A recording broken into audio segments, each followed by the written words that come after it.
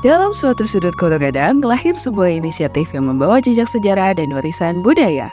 Majalah Canang Kota Gadang, sebuah perjalanan yang dimulai pada tahun 1964 oleh sekelompok mahasiswa Institut Teknologi Bandung. Mahasiswa di Bandung ada beberapa orang ya. Jadi kalau mau tanya siapa yang mau mendirikan Canang, yang nggak ada, kita aja sama-sama. Jadi siapa tuh namanya mahasiswa yang ada di situ. Nama Canang sendiri diambil dari alat kentongan tradisional yang digunakan untuk menyebarkan informasi di daerah Kota Gadang. Tujuannya sederhana, menyebarkan berita seputar Kota Gadang dari kelahiran, pernikahan, hingga kematian. Tujuannya yaitu untuk beritakan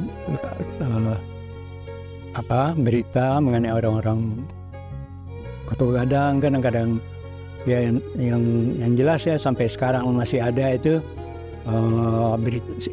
siapa itu ya, siapa ada yang meninggal, yang menikah, yang lulus sekolah, ya apa segala macam itu yang diberitakan. Nah itu kan baik itu untuk diberitakan supaya orang-orang yang lain tahu, karena ini tersebar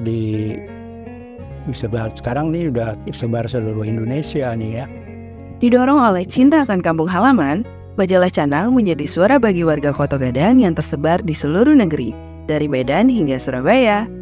Pada awalnya, majalah ini hanya dicetak dalam jumlah kecil, dibantu oleh sukarelawan yang penuh dedikasi. Namun, dengan berjalannya waktu, pengaruhnya terus tumbuh. Majalah ini tidak hanya menjadi sumber berita, tetapi juga bagian dari sejarah. Edisi lama masih menjadi koleksi berharga bagi banyak orang, bahkan diminati oleh kalangan luar negeri. Meskipun menghadapi tantangan finansial dan persaingan media digital, majalah Canang tetap berpegang pada misinya, memelihara dan menyebarkan kekayaan budaya lokal.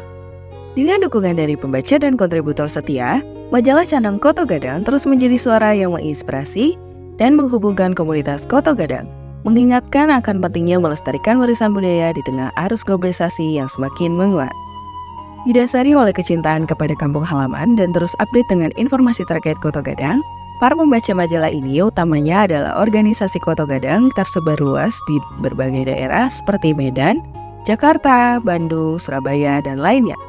Uniknya, majalah ini dapat menjadi koleksi untuk beberapa orang sehingga majalah edisi lama masih tetap dicari oleh beberapa orang, baik untuk cerita di dalamnya maupun hanya untuk sekedar koleksi. Majalah ini juga diminati oleh kalangan luar negeri. Kedutaan Australia dan Amerika sering memesan majalah ini di berbagai edisi, sehingga secara pribadi narasumber merasa terhormat dengan kedutaan yang memerlukan majalah ini. Meskipun telah berhasil bertahan selama beberapa dekade, majalah Canang Kota Gadang tidak luput dari tantangan. Persaingan dengan media digital, kesulitan finansial, dan perubahan demografis di komunitas Kota Gadang semuanya mempengaruhi kelangsungan hidup majalah ini. Kesimpulannya, majalah Canang Kota Gadang adalah contoh nyata bagaimana media cetak dapat berperan dalam memelihara dan menyebarkan kekayaan budaya lokal, dengan tetap setia pada visi dan misinya, serta dengan dukungan dari pembaca dan kontributor setianya.